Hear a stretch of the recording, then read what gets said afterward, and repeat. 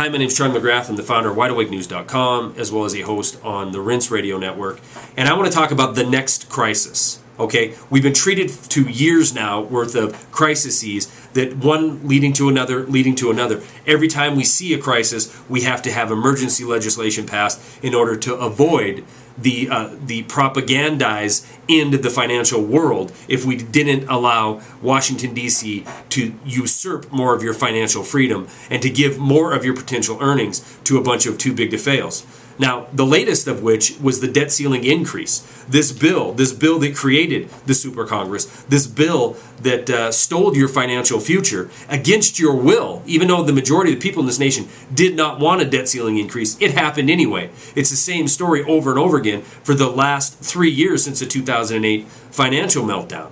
Well, the bill is now law. And the law is barely a day old, and the Treasury has managed to spend $238 billion, bringing our national debt above our GDP.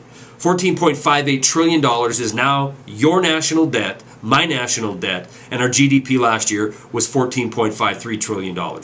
We are in the leagues of nations such as Greece and Italy, these other nations who their national debt far outpaces their GDP. And reality is these nations are going through austerity. And here comes your crisis of reality.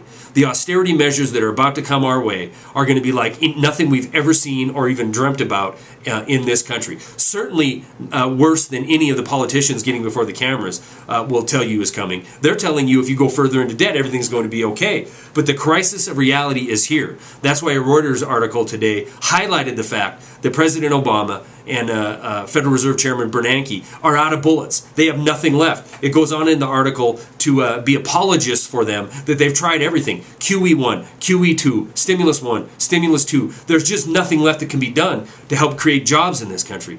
Meanwhile, for the last 3 years, you were being told all these programs were going to save this economy. But in fact, the only thing it did was shovel failure onto you while taking your financial future and giving it to the too big to fail. This is the condition we're in this country right now. And the reason for this video is not to rehash what everybody who watches this channel already knows. It's to tell you that you better get prepared, at least mentally prepared.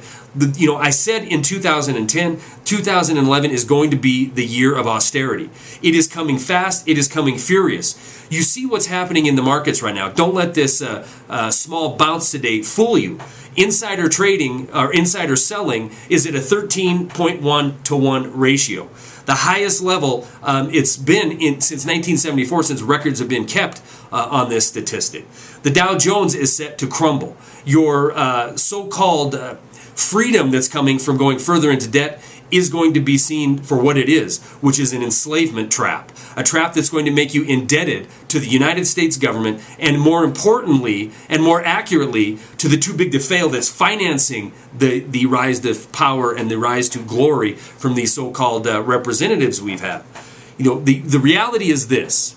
Austerity is about to be announced and unleashed in this country, and this will be the crisis of reality.